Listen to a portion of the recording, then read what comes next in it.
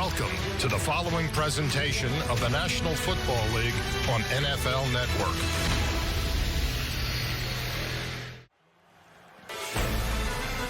Las Vegas on a Saturday night in a game with big-time playoff implications as the Dolphins come to town to take on the Raiders and come on inside Allegiant Stadium.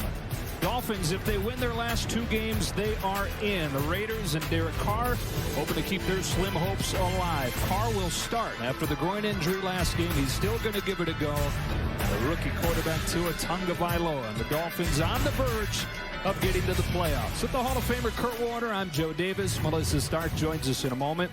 Start off with the Raiders. Derek Carr has been a lot of things throughout his career, right? I mean, he's accurate, he's smart, he's tough, he's durable. He injures his groin in their last game. They say 2 to 4 weeks, but here he is 9 days later. He's going to give it a shot.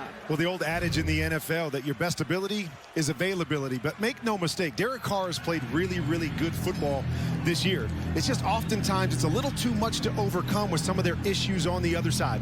He plays his best football when he plays aggressive and attacks everything. I want to see that tonight because, quite frankly, the Raiders have nothing to lose. On the other side, much different story in terms of the pressure. 9-5 the Dolphins are. They need to be pretty good here down the stretch to get in. But, I mean, how about them? Ahead of schedule under Brian Flores and this rookie quarterback, Tua Tagovailoa. What do you think? Well, we often throw out that term, the it factor, and you can't always put your finger on it. Is it leadership? Is it character? Is it personality? I'm not really sure, but to a man in that Miami organization, they believe this guy has the it factor. They're excited about their future. And what I love about Tua is that he's not trying to do too much. He understands how this team is built. I've got to play smart, not make mistakes, and find ways to win. That's exactly what he's done this year. He's got the #1 defense in the NFL helping him out. Let's go down to the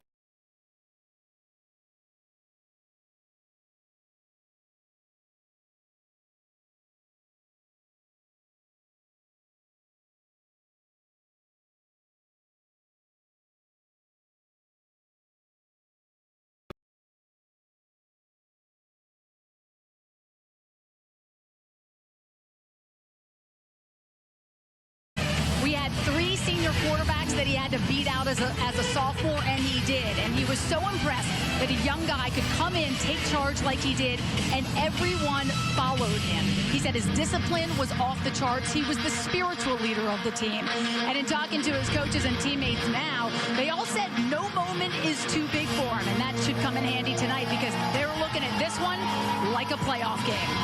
Speaking of the playoffs, let's take a look at the playoff picture as we move into Week 16 of the NFL season. If they go 2-0 down the stretch, they are in. Even if Baltimore won each of its last 2 games, they'd have the better conference record, get in with the tiebreaker. They both go 1-1, it gets complicated. If they both go 0-2, that's what opens the door for the Raiders, who need to be perfect and have Miami and Baltimore both lose their final 2 games. Miami looking for a playoff trip. It'd be their 3rd trip since 2001. One in 2008, one in 2016. And here in the 2nd year of this rebuild under Brian Flores, no question ahead of schedule. Off we go from Las Vegas. Miami won the toss, deferred to the second half, so the Raiders will get it to begin.